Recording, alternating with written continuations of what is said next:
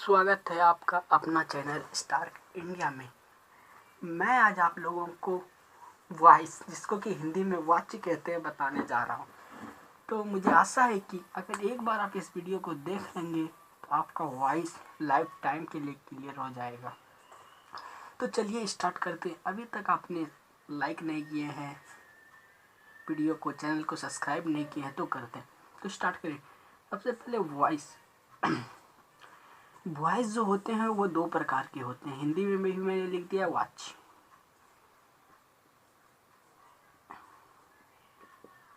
Active voice होता है एक, और सेकंड जो होता है पैसिव वॉइस होता है।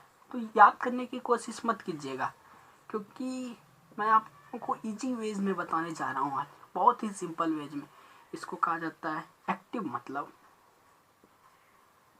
करतरी वॉच। दिस इज पैसिव, कर्म वॉच। आपका हिंदी के साथ साथ इंग्लिश भी क्लियर हो जाएगा, ठीक है। ये प्रकार एक्टिव वॉइस में एग्जांपल लेते हैं हम लोग। For example, I killed a snake. आपको ये देखकर कुछ कुछ लग रहा होगा कि ये सिंपल पास्ट टेंस है, सिंपल पास्ट टेंस है। अगर आप लोगों को टेंस पर भी वीडियो चाहिए तो आप लोग कमेंट में कमेंट कर सकते हैं, मैं आप लोगों के लिए वो भी बना दूंगा, और वो भी ऐसे बेहतरीन तरीके में कि आप लोगों को उसको भी याद करने की आवश्यकता नहीं पड़ेगी। This is in active form, active voice. Okay, passive voice,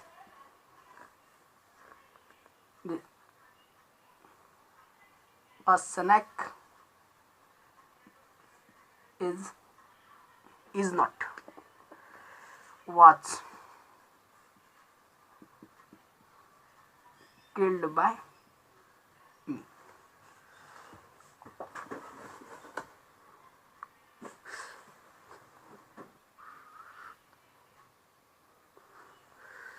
कुछ जो है जनरल चीज वो मैं आप लोगों को बताऊंगा एक्टिव एंड पैसिव वॉइस से रिलेटेड। फर्स्ट थिंग जो माइंड में रखना है एक्टिव वॉइस में, तीन चीज: सब्जेक्ट, वर्ब एंड ऑब्जेक्ट। ये हमारा सेंटेंस का फॉर्मेशन होता है, ये हमारा सेंटेंस का फॉर्मेशन होता है, ठीक है। Subject plus verb plus object. I hope you are getting the videos, ठीक है। ये हमारा फॉर्म होता है। तो सबसे पहले एक्टिव वॉइस में जो होती है, एक्टिव वॉइस की एग्जांपल बताया मैंने। अब एक्टिव वॉइस होती क्या है, इसमें कि doer of the action is subject. Subject जिसमें हमारा क्या हो, डूअर हो, ठीक है। पैसिव में क्या होता है,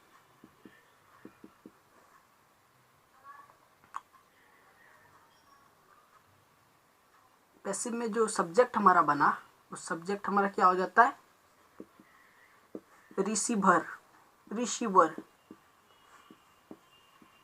of the receiver of the action, ठीक है। तो ये समझ में आया आप लोगों को कि एक्टिव क्या होता है, doer of the action. Doer of the action is called subject, ठीक है। और आप लोगों को समझ में आ गया कि जब सब्जेक्ट कुछ समथिंग को कुछ करे, मतलब doer of the action subject, और हमारा पैसिव में हो जाता है जैसे subject receiver of the action. तो ये क्या हो गया, आई किल्ड अ स्नेक, मैंने सांप को मारा। A snake is killed by me, तो सांप जो है मेरे द्वारा मारा गया। इसका मतलब ये जो सब्जेक्ट अब बना हमारा पैसिव फॉर्म में, वो तो रिसीवर हो गया। मारने का काम तो मैं किया, लेकिन मारा कौन, अ स्नेक वाज किल्ड, स्नेक मारा गया मेरे द्वारा। यहाँ पे हमारा जो सब्जेक्ट हो गया वो रिसीवर हो गया। इसका मतलब ये क्या है, पैसिव फॉर्म है।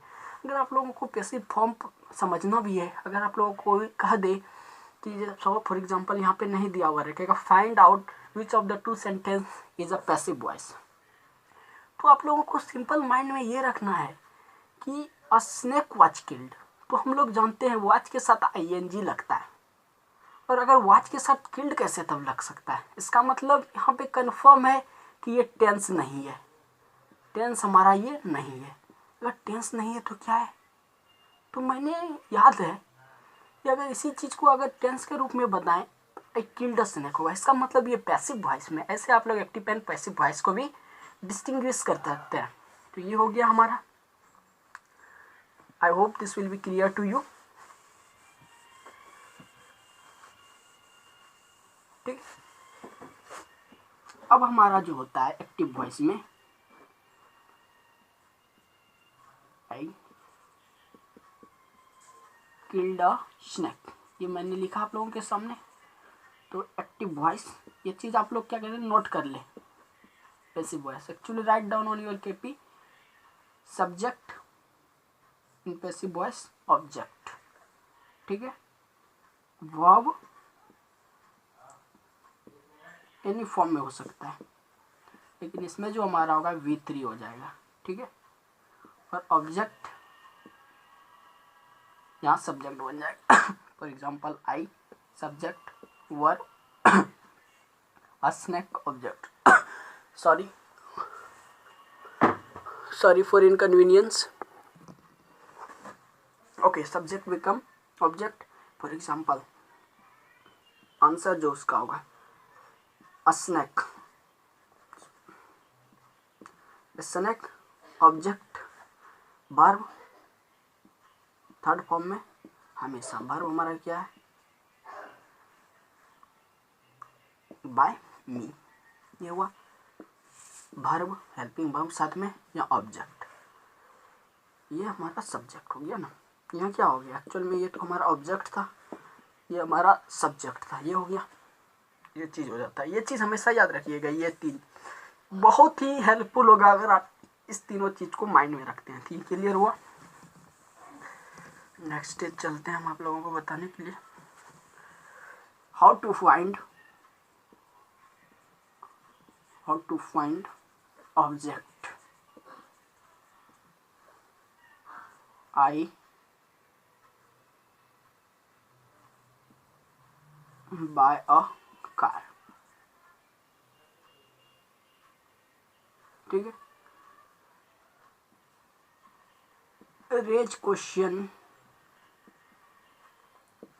टू वर्ब बाय व्हाट और whom।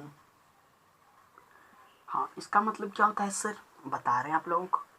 व्हाट बाय, क्या बाय किए, क्वेश्चन, वर्ब के साथ हमारा क्या करेंगे, क्वेश्चन लगाएंगे। What buy a car, whom bye,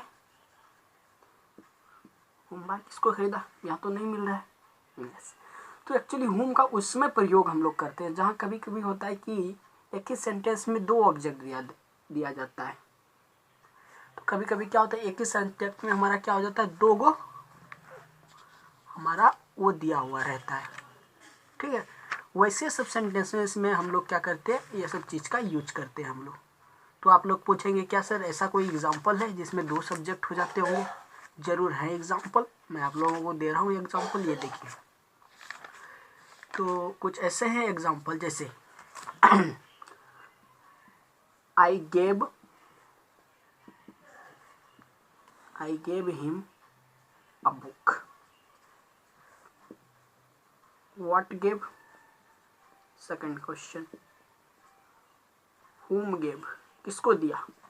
what gave, क्या दिया, बुक दे दिया। किसको दिया भैया, हिम, इसको दिया। तो इसका मतलब दो को आ रहा है, तो इसका मतलब दो ऑब्जेक्ट। तो ऐसे सब सिचुएशन में अब हम किस ऑब्जेक्ट को सब्जेक्ट बनाएं, इसके लिए भी हम आप लोगों को बताएंगे। ठीक है, ये चीज़ आप लोगों को बता दिया हाउ टू फाइंड ऑब्जेक्ट। अब हमारा जो क्वेश्चन है, किस प्रकार के, अगर हमारा क्या सभी प्रकार के वर्ब का हम लोग पैसिव फॉर्म बना सकते हैं, नहीं। वर्ब कितने प्रकार के होते हैं, दो प्रकार के,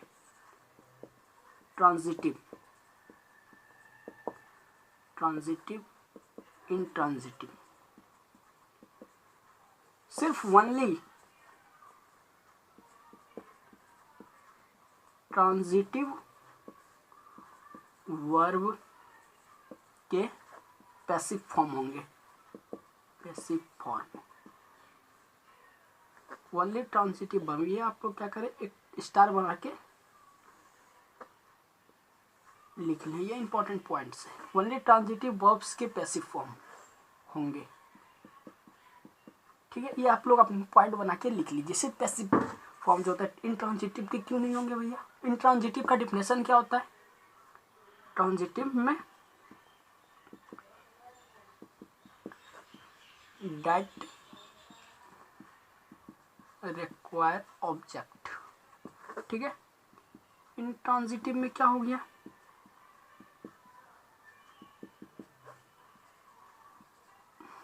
does not need verb, sorry object. Example करो,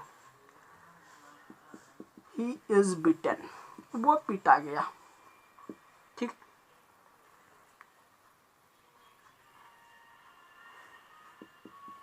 ही इज गोन, अब बताओ भैया ही इज गोन, व्हाट गोन? जब जानते हैं हम लोग, जब हमारा सब ऑब्जेक्ट ही नहीं होगा तो पैसिव फॉर्म कैसे होगा? हम लोगों ने आप लोगों को बताया था subject become object, verb will be always in third form and object become subject. लेकिन जब हमारा ऑब्जेक्ट ही नहीं रहेगा, ऑब्जेक्ट नहीं रहेगा तो सब्जेक्ट कौन बनेगा? विदाउट सब्जेक्ट का तो सेंटेंस होता ही नहीं है, ये भी आप लोगों को बताया। तो ये चीज़ भी क्लियर हो गया कि सिर्फ ट्रांजिटिव वर्ब क्या होता है। ट्रांजिटिव वर्ब वैसे वर्ब को कह देते हैं जिसमें क्या होता है? सब्जेक्ट। और how to find the subject already I have given you in the just 5 minute ago. ये भी क्लियर हो गया आपका। अब ये देखिए, आज तो ज़्यादा लंबा वीडियो हो जाएगा, अब स्टार्ट करते हैं। सिर्फ on the basis of tense. अब टेंस के बेसिस पर, टेंस तो आप लोगों को क्लियर होंगे, अगर क्लियर नहीं होंगे तो आप लोग कमेंट बॉक्स में कमेंट करें, मैं बना दूंगा। 4 प्रकार के टेंस होते हैं। तो सिंपल पास्ट, सिंपल प्रेजेंट हम लोग देखते हैं पहले example. I go to Patna, what go, कहाँ जाते हैं? पटना जाते हैं। तो पटना एक्टिव में हो गया, पैसिव में हो गया। Patna is gone by me. तो जब भी सिंपल प्रेजेंट रहो तो पैसिव फॉर्म जो होगा हमारा वो क्या होगा? जो हमारा जो वर्ब होगा जो इज एम आर हो जाएगा प्लस V3 वर्ब हो जाएगा। सब्जेक्ट बिकम ऑब्जेक्ट बनाओ भैया, ऑब्जेक्ट बिकम सब्जेक्ट, सब्जेक्ट बढ़िया। उसके बाद क्या आ रहा है? वर्ब का जो फॉर्म होगा is am are, is am are. तो पटना है तो पटना के साथ एम और इस, तो एम तो सिर्फ आई के साथ लगेगा, आर ऐसे फॉर्म वैसे सब्जेक्ट के साथ लगेंगे जो कि क्या होंगे? मोर देन वन होंगे, I mean in the plural form होंगे। लेकिन पटना तो एक है, इसका मतलब इज लगाए।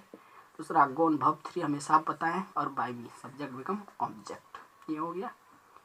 और एक देख लेते हैं प्रेजेंट कंटिन्यूअस में, उसमें भी वही होता है, इज एम आर होता है प्लस बीइंग होता है प्लस V3।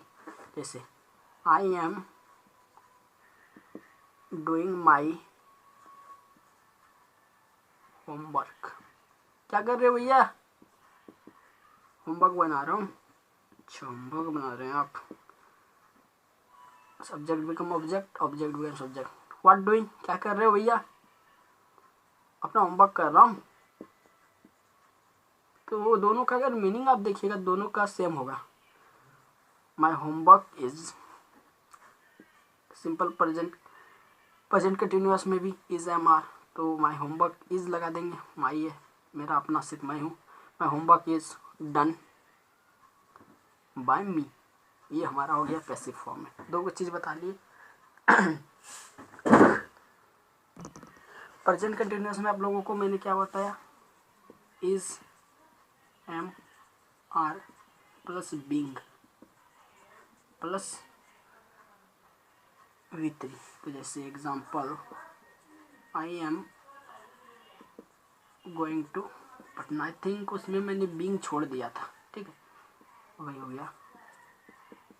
पटना इज गोन में, तो पटना इज गोन अगर कर देते हैं हम लोग तो वो सिंपल प्रेजेंट कंटिन्यूअस वाले का हो जाता वो, ठीक है। बीइंग इसमें लगाना जरूरी होता है। Patna is being gone by me, ये हो गया। थर्ड जो होता है मेरा प्रेजेंट परफेक्ट, PP, उसमें जो होता है क्या लगता है, क्या होता है उसमें, हैव और हैज़ होता है एक्टिव वॉइस में, मतलब टेंस के फॉर्म में। और हमारा जो पैसिव वॉइस में होगा वो क्या होगा, उसमें भी वही लगेगा, हैज़ टेंस वही रहेगा, हैज़ हैव लग जाएगा प्लस लेकिन बीन लग जाएगा, बी कंटिन्यूस में बी बीन बींग, ठीक, प्लस V3। जैसे आई हैव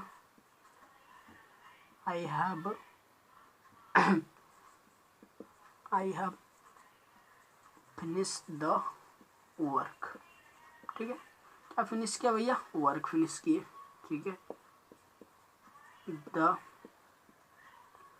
वर्क इज लगाएंगे, नहीं इज क्यों लगाएंगे भैया, प्रेजेंट परफेक्ट है, प्रेजेंट परफेक्ट में हैज लगता है, तो सिंगल है तो हैज लगेगा, वर्क हैज बिन लगाना है भैया, बिन लगा दी, फिनिश्ड बाय मी। तो I hope this will clear to you. और एक एग्जांपल ले लेते हैं, example 2, someone has stolen my money। तो क्या स्टोलन किया भैया, माई मनी, तो माई मनी हैज, उसके बाद बिन लगाना है, हैज बिन स्टोलन। तो कहेंगे सर बाय समवन नहीं लिखेंगे यहाँ पे, नहीं, यहाँ पे कुछ कुछ ऐसे केस होते हैं जहाँ पे जैसे समवन हुआ, एनीवन हुआ, ये सब चीज़ अगर हमारा सब्जेक्ट जब ऑब्जेक्ट के फॉर्म में आ जाता है तो हम लोग क्या करते हैं, सब चीज़ को ओमिट कर देते हैं, ठीक है। एनीबॉडी में कोई भी आ सकता है, इसलिए ऐसे सब सिचुएशन में हम लोग क्या कर देते हैं, ओमिट कर देते हैं। आई होप, चलिए now I will in the session and from tomorrow again we will start about the next tenses and I will clear it within a 5 minute and we will talk on the special cases of the tense. I hope that this video will be liked by you, so please subscribe the channel, comment and tell me the next I will make a video on also the tense or not. Thank you, bye bye.